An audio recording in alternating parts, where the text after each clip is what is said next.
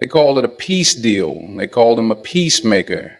But then the missiles flew and the skies over Iran lit up with fire. What kind of peace ends in blood? What kind of diplomacy leaves ashes behind? This isn't just a story of betrayal. It's a moment the world tried to dress up in silence. But today, we're pulling back the curtain, because behind the headlines, behind the Nobel nomination, lies a truth too loud to ignore. This speech isn't about politics. It's about reality. It's about how one promise of peace was shattered in front of the entire world. Stay with me, because by the end of this video, you'll see how one strike didn't just shake a nation, it exposed a system. And once you hear it, you won't forget it.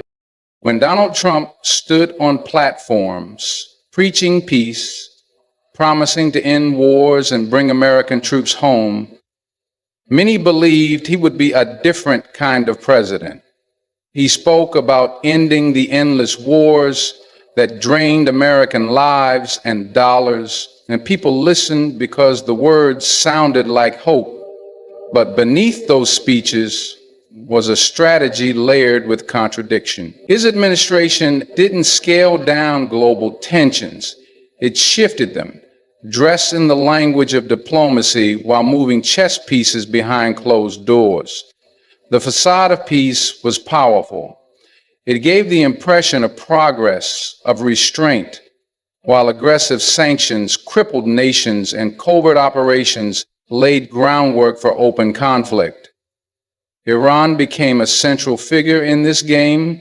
While Trump told the world he wanted no war, he walked the edge of one with every drone in the sky and every threat in a press conference. Peace was the brand, but power was the product. Behind the optics, America's presence in the Middle East didn't disappear, it evolved. It became more calculated, more shadowed, more dangerous. Peace was used as a shield, a distraction, a way to justify moves that would have been condemned if made without the right words to cover them. The narrative said peace, but the policy screamed provocation. From pulling out of the Iran nuclear deal to ordering the killing of Qasem Soleimani, the administration sent a message not of withdrawal, but domination. And while the American public may have seen troops returning home, they didn't see the buildup of economic warfare, the silent blockades, the proxy movements, or the regional chaos that filled the vacuum.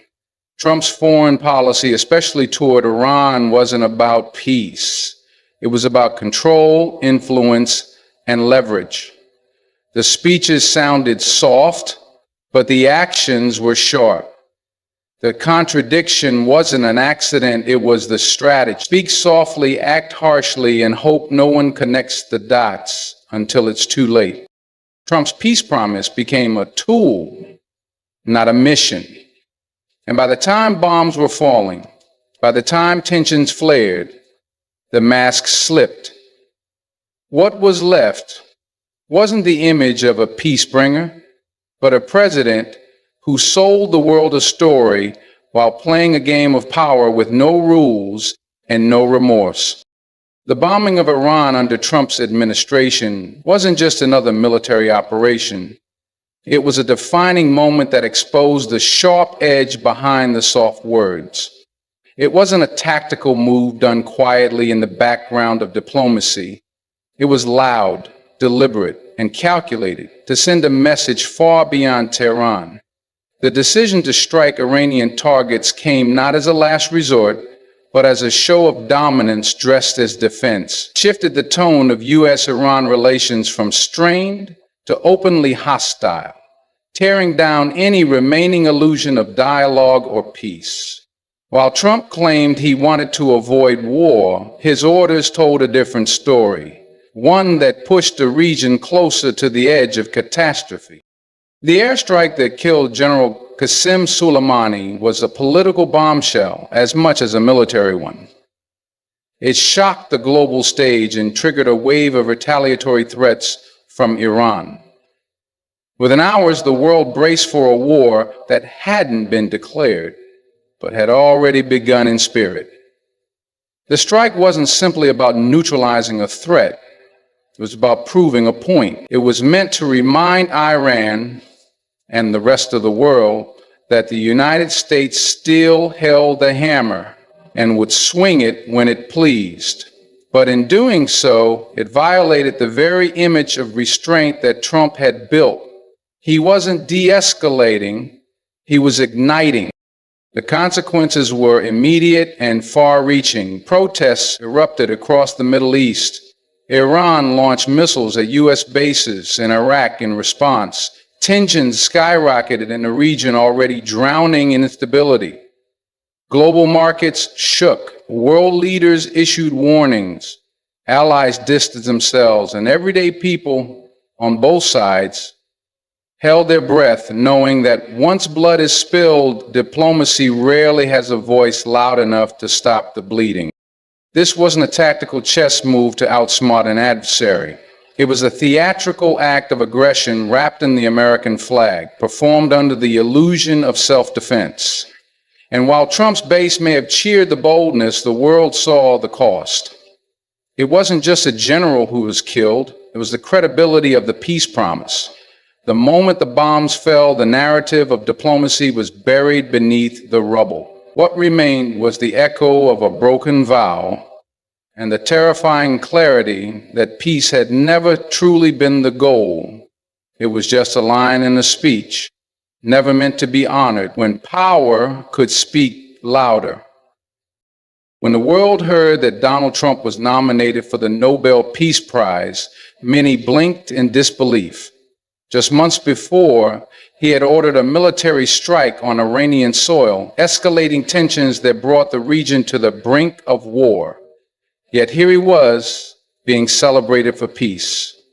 It wasn't just ironic.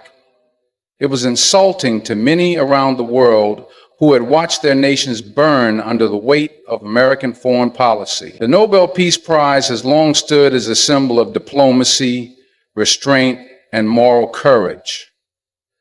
But now it was being used to paint a narrative that directly contradicted the reality on the ground. The man who approved drone strikes, who withdrew from key nuclear agreements, who inflamed tensions in the Middle East, was now being offered a seat at the table of peacemakers. This move revealed a staggering level of hypocrisy. It showed how easily powerful figures can rewrite the story, shaping public perception with grand gestures while ignoring the devastation left behind. The nomination wasn't about genuine peace, it was political branding. It was about rewriting the headlines, replacing images of explosions with photo ops and carefully crafted speeches. And for some in the global elite, it worked. They applauded agreements that ignored the deeper conflicts, that silenced the suffering of millions so that one man could appear as a peacemaker.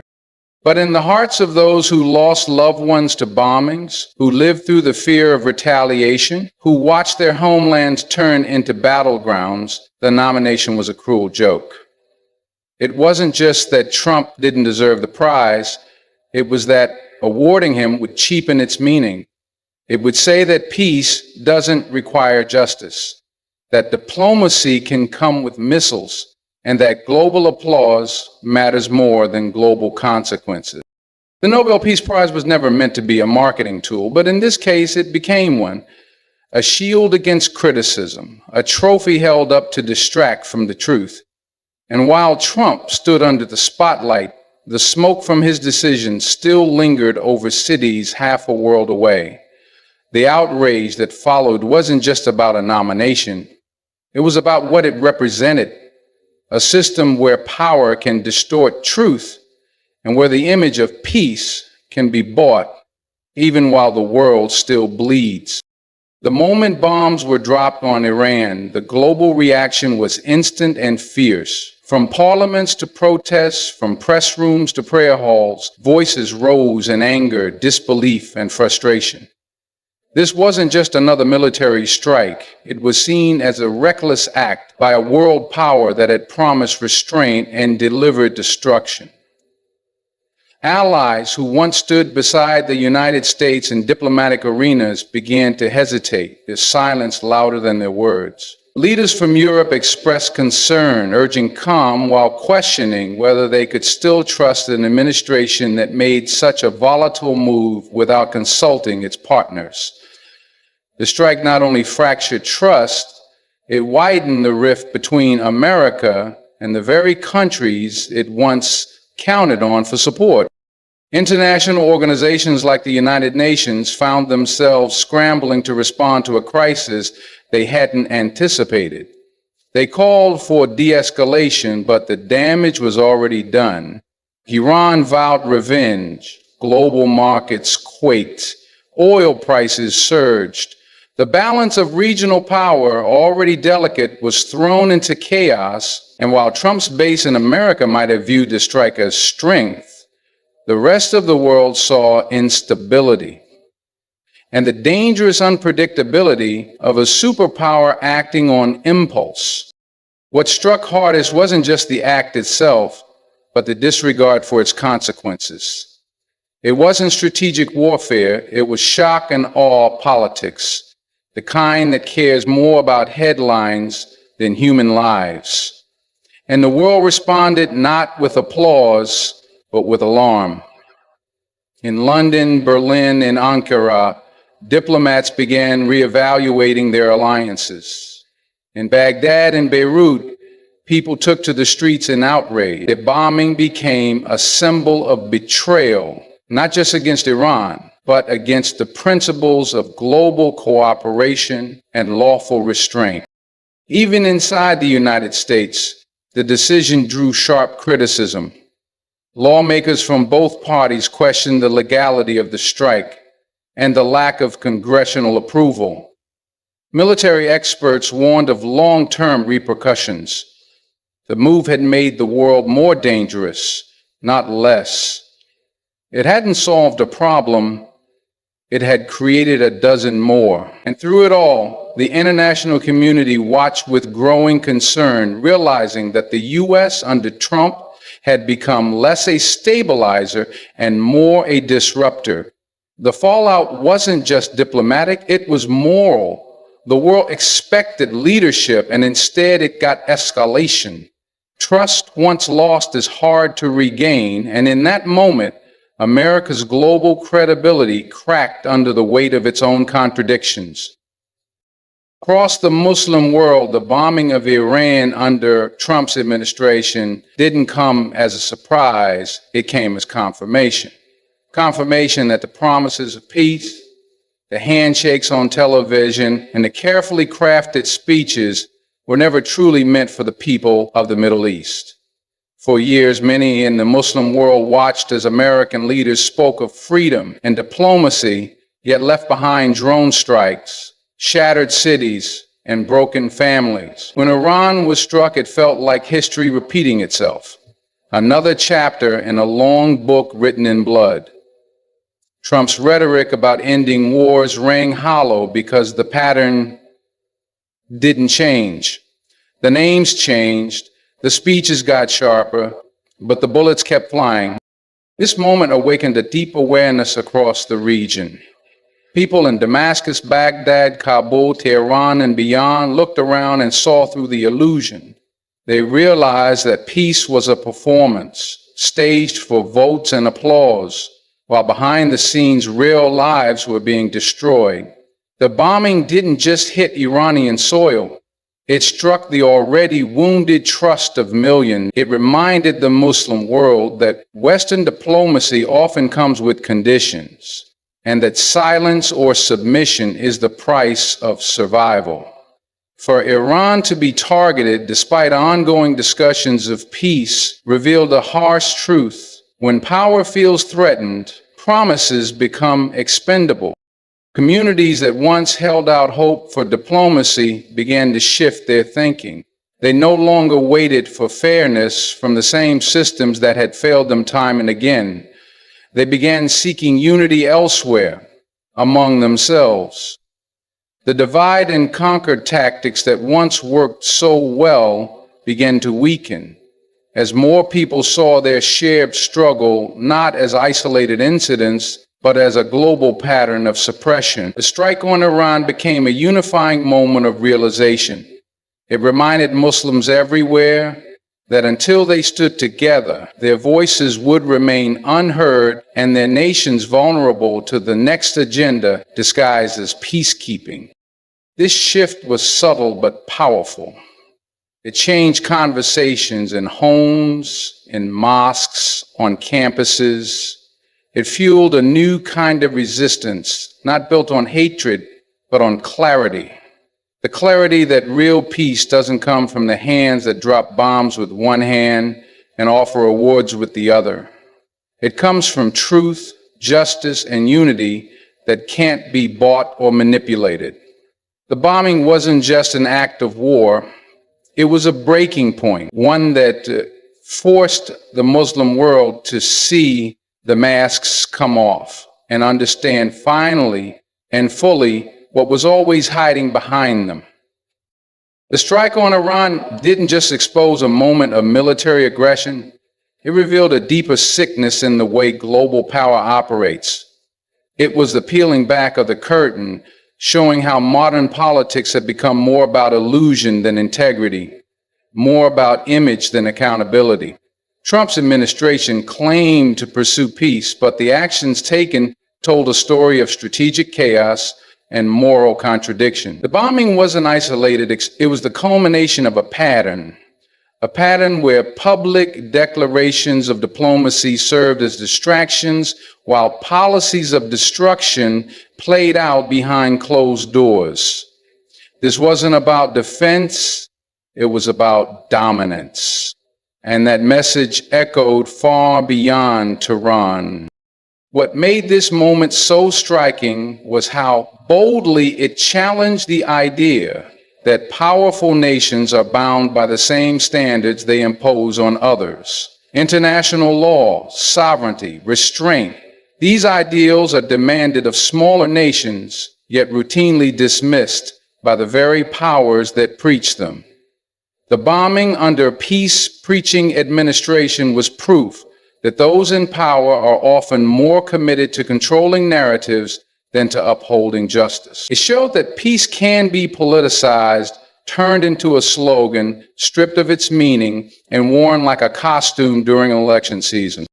This realization didn't just wake up critics, it woke up a generation.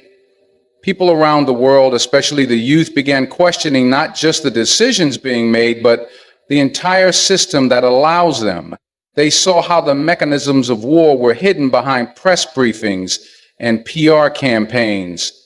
They understood that when a leader can kill with drones and still be considered for a Nobel Peace Prize, something is fundamentally broken. It wasn't about one man, it was about how the structure of global leadership had become unanchored from truth.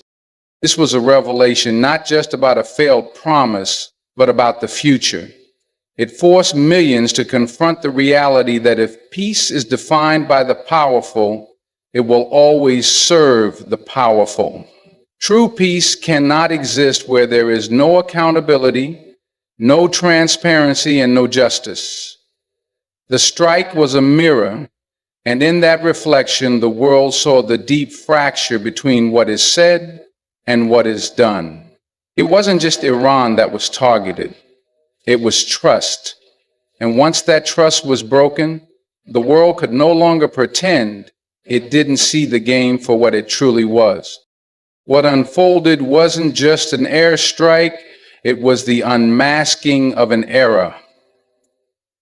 An era where power dressed itself in peace, where destruction was cloaked in diplomacy, and where the world was told to applaud while bombs fell in silence.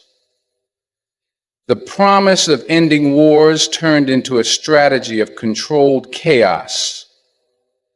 And the Nobel Peace Prize nomination became the final symbol of how far truth can be twisted when the image matters more than the impact. But through that smoke and hypocrisy, something powerful was revealed. Clarity. The kind of clarity that awakens not just one nation, but an entire generation across borders, faiths, and languages. Because when peace becomes performance, the people become the audience who can choose to stop the show. This wasn't just Iran's moment, it was the world's reckoning. And now, with eyes wide open, history watches closely, waiting to see who will rise, who will speak, and who will finally tell the truth without fear. Thank you for listening, not just with your ears, but with your heart. In a world full of noise, truth is a rare echo. To those seeking justice, keep walking. To those speaking truth, keep rising. And to every soul who refuses to stay silent in the face of power, good luck. Your courage is the beginning of real change. Thank you. Stay strong, stay aware, and never stop questioning what they want you to forget.